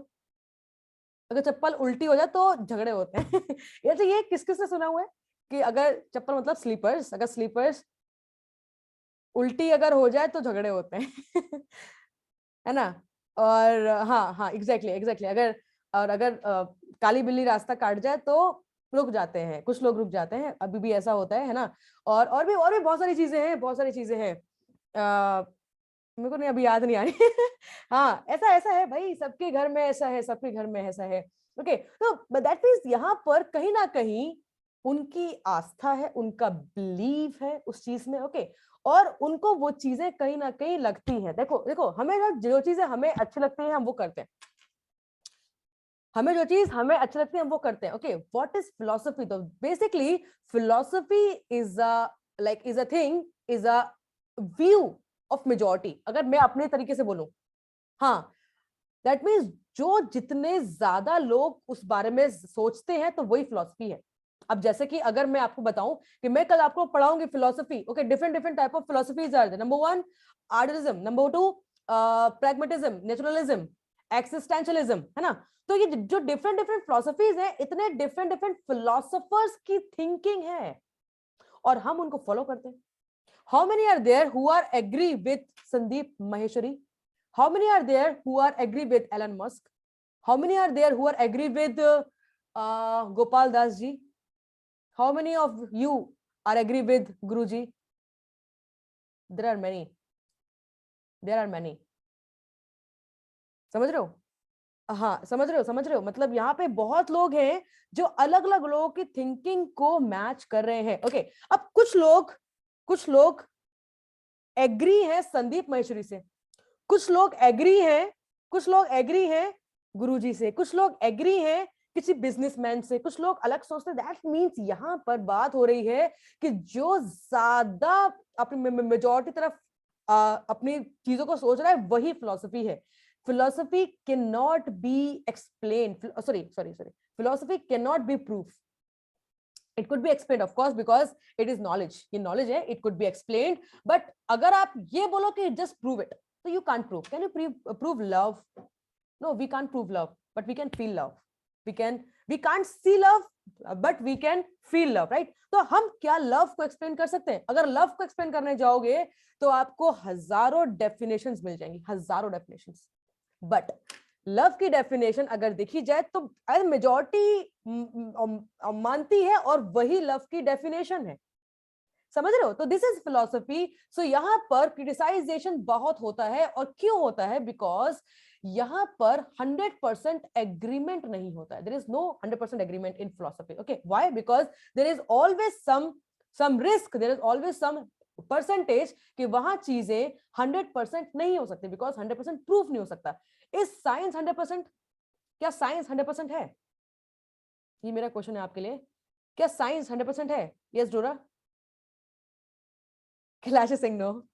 Okay, yes Manjan, science is okay 9 Smriti, you are going with research hypothesis. No. No, actually somebody is going with the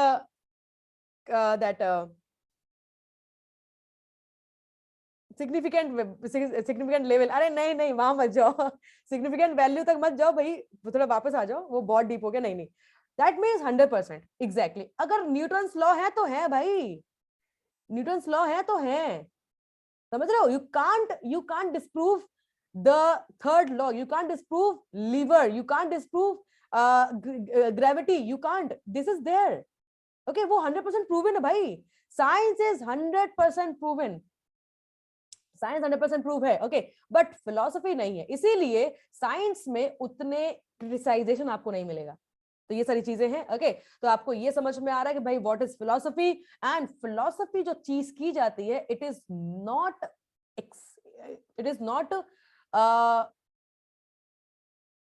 मतलब इसके अलावा नहीं की जाती, इसके बिना नहीं की जाती है, इंटेलेक्चुअल तरीके से की जाती है। अब देखो, मान लो कोई इंसान कुछ बोल रहा है, कोई पागल बोल रहा है, तो आप उसकी बात तो देखोगे क्या? सुनोगे क्या उसकी बात? नहीं सुनोगे, because philosophy relates with intelligence. Okay Kailash, okay, इसके ऊपर भी डिबेट हो सकती है, इसके ऊपर भी बातें हो सकती हैं। ठीक है, इसके ऊपर भी हम लोग कर लेंगे, एक बार डिस्कस कर लेंगे कि साइंस 100% है या नहीं, इसके ऊपर भी हम लोग बातें कर लेंगे। We are having many points.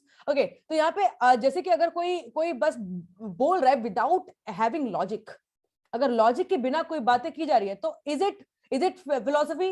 No, because philosophy relates with intellectual mode. ठीक है, तो ये चीज याद रखना, it relates with logic, it relates with intellectualism, कि भाई अगर इंटेलिजेंट हैं तो अगर वो फिलोसफिकल बातें कर रहे हैं तो it is having some meaning, otherwise वो चीजें खराब हो जाएंगी।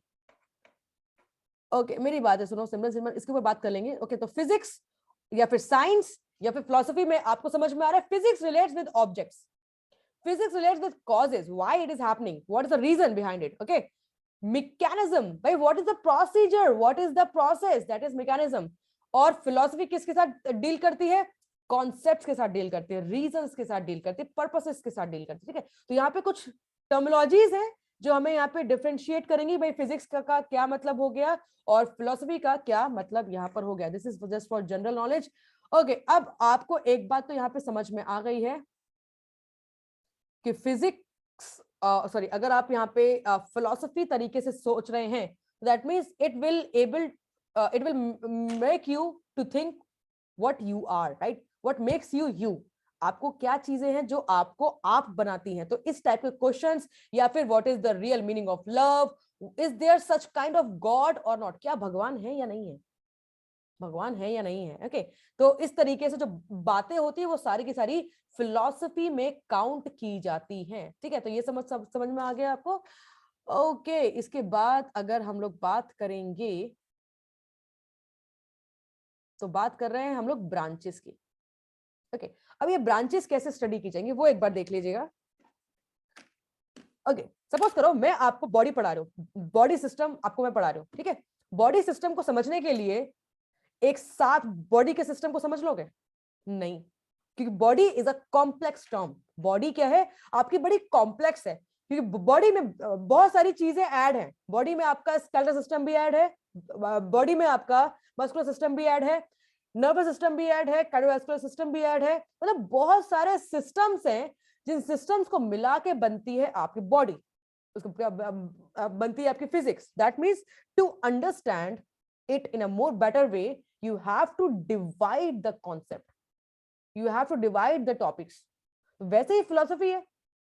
फिलॉसफी एक बहुत कॉम्प्लेक्स टर्मिनोलॉजी है और फिलॉसफी का मतलब होता है लव ऑफ विजडम। तो विजडम अपने आप में एक बहुत बड़ा एक टर्मिनोलॉजी है।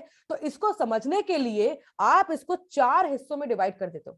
तो फिलॉसफी को समझने के लिए, क्योंकि फिलॉसफी के 4 एरियाज हैं, इसके अकॉर्डिंग 4 ब्रांचेस हैं, 4 एरियाज हैं, तो जो भी बातें की जाएंगी वो डिपेंड करती है कि वो किस क्राइटेरिया में या फिर किस एरिया में आ रही हैं।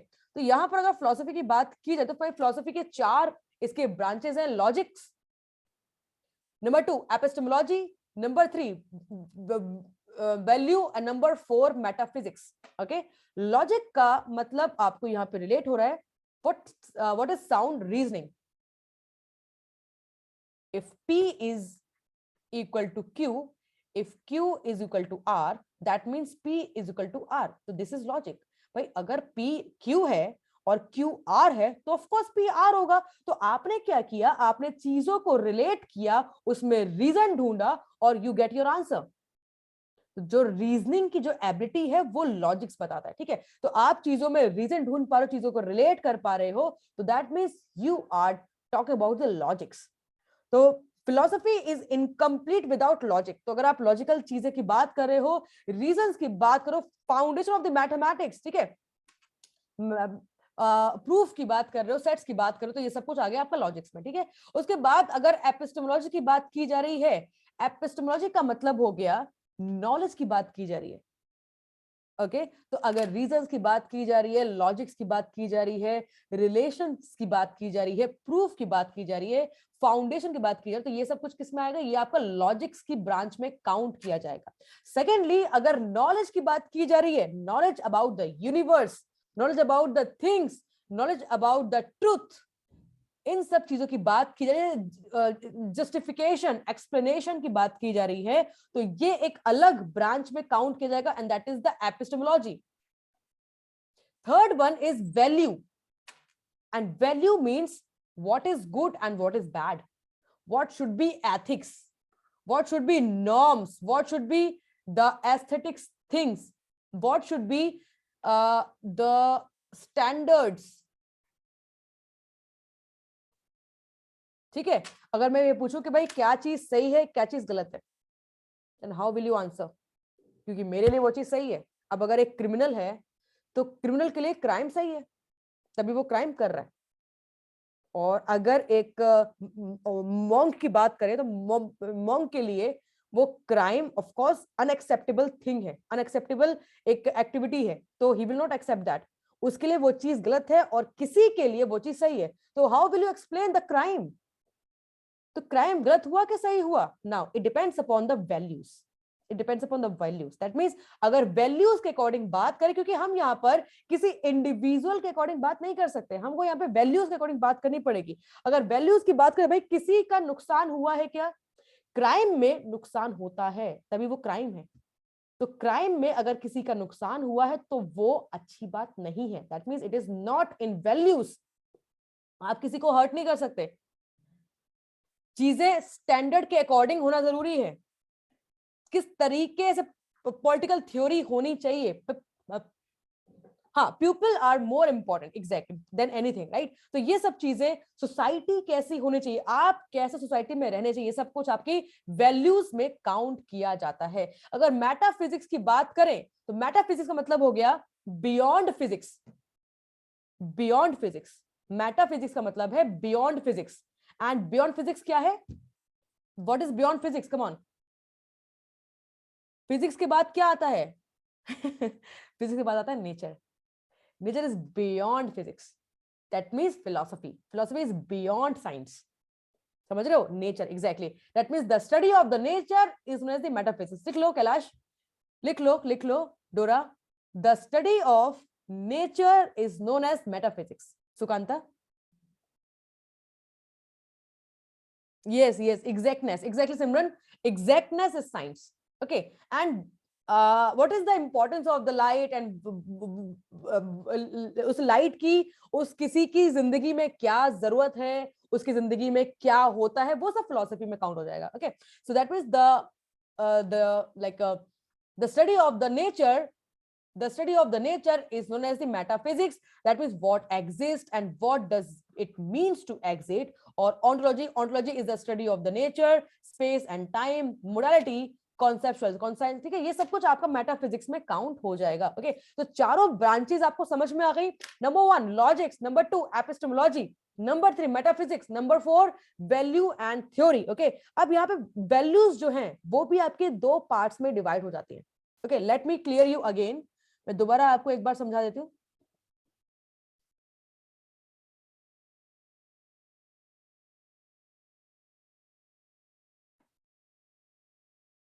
ओके, अभी ये ना छोटा सा एक यहाँ पे हाँ, ये छोटा सा और यहाँ पर एक स्ट्रक्चर है, वो थोड़ा सा देखिएगा। ये आप लोगों के मटेरियल में भी दिया हुआ है।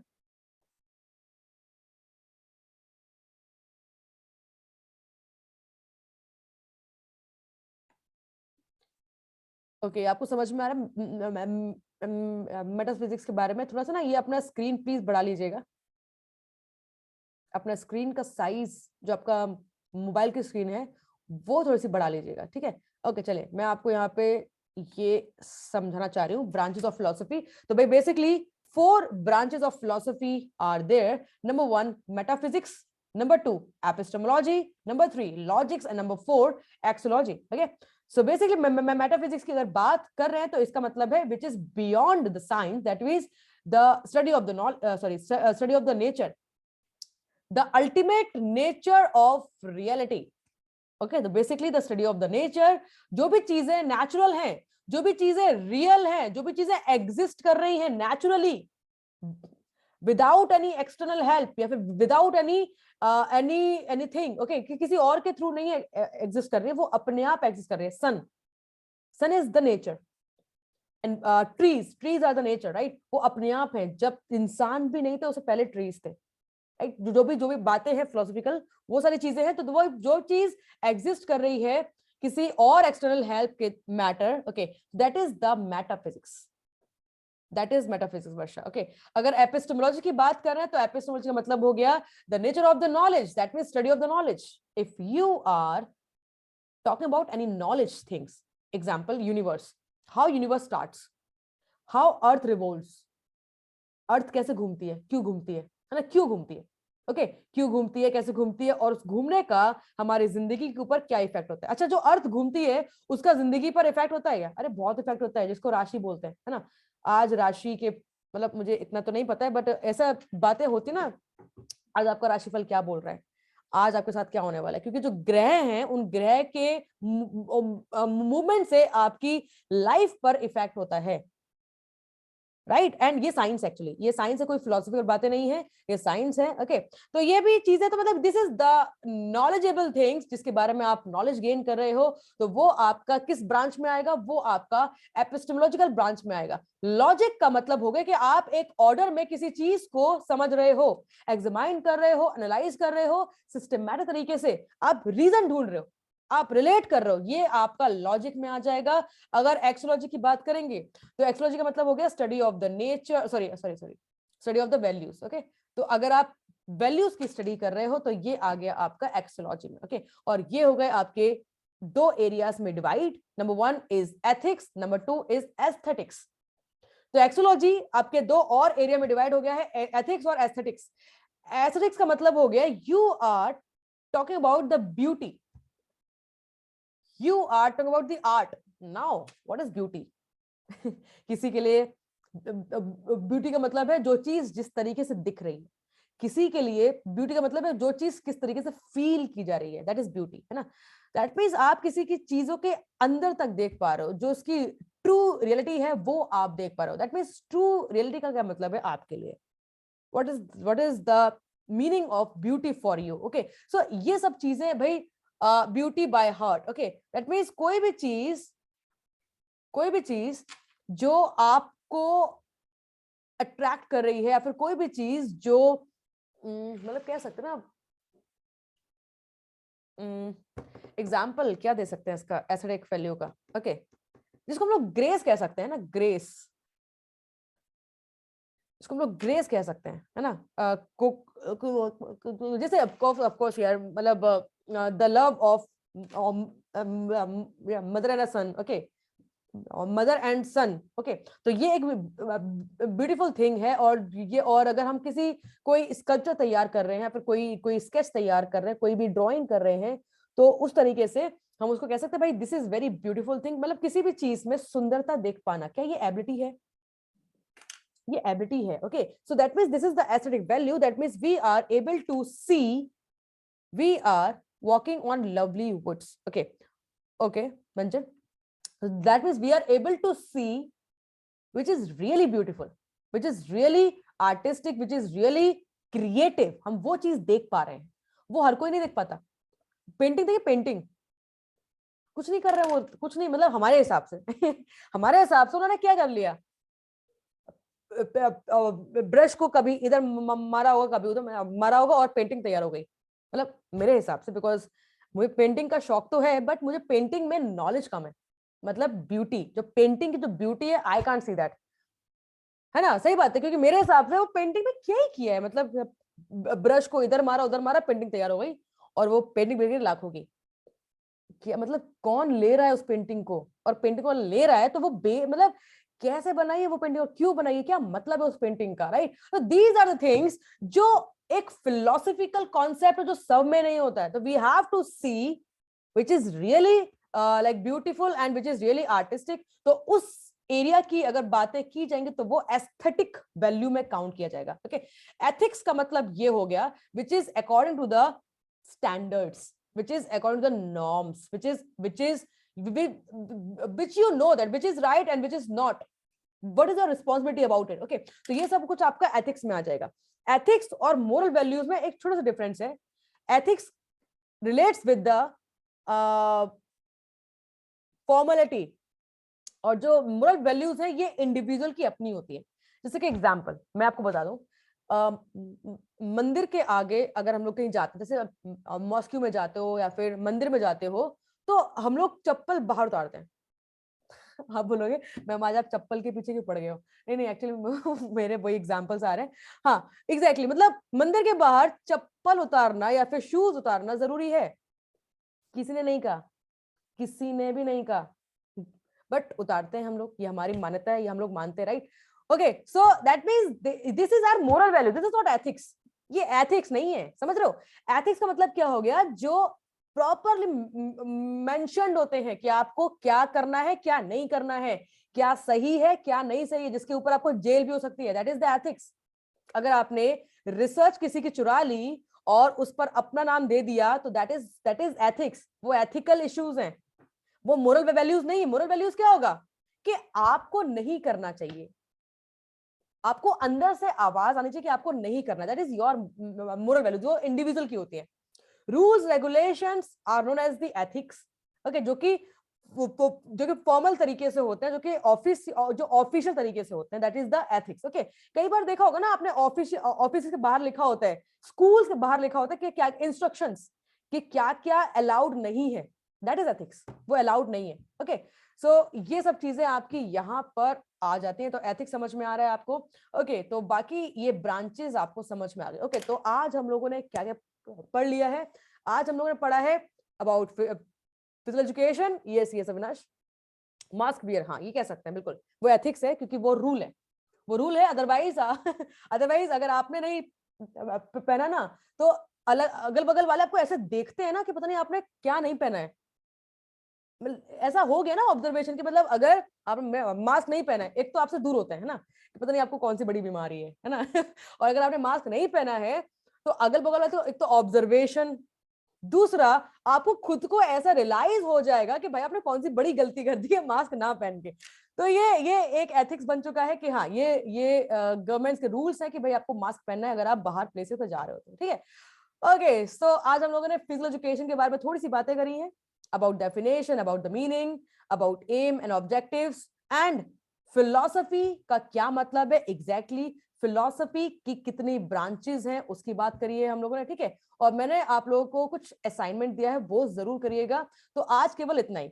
आप लोग जब जाएंगे क्लास के बाद, अगर कोई डाउट है तो एक बार रिकॉर्डेड वीडियो दोबारा देखिएगा, क्योंकि ये वाले डाउट्स आपके पक्का क्लियर हो जाएंगे। अगर फिर भी क्लियर ना हो then give to the groups. Okay, आपके पास ग्रुप है, इतना अच्छा ग्रुप है आपका, इसमें कितने सारे मेंबर्स हैं, तो वहां पर बताइए, पूछिए, और आपके पास मेरा नंबर है, मुझसे भी आप कांटेक्ट कर सकते हैं। ओके, तो इस तरीके से हमारा आज का जो कॉन्सेप्ट है, इसमें branches of philosophy and philosophy, ये दो चीजें आप जब कल क्लास में आओगे ये क्लियर होने चाहिए। अगर कोई डाउट रह जाता तो कल मुझे क्लास में जरूर पूछना। Is it clear? Is it clear for today? Okay, Smriti, Hasrat, okay, Pratiksha. Is it clear to you all guys? Yes, Dora, Pratiksha. भाई बस मेरे को कुछ ही स्टूडेंट्स आज रिप्लाई करते हुए देखे हैं। ये सुमित, यस रुबिया, तरुण, ओके, पंकज, ओके सिमरन, ओके मनीषा, क्लियर है। ओके, तो भाई आज आप लोगों का फिलॉसफी और ब्रांचेस और जितना भी टॉपिक आज कवर हुआ है वो अच्छे से कंक्रीट बना लीजिएगा, ताकि कल जब आप क्लास में आओ तो मैं इससे आगे का सिखाऊं, बाकी ये चीजें आपकी पहले ही क्लियर हो जाए।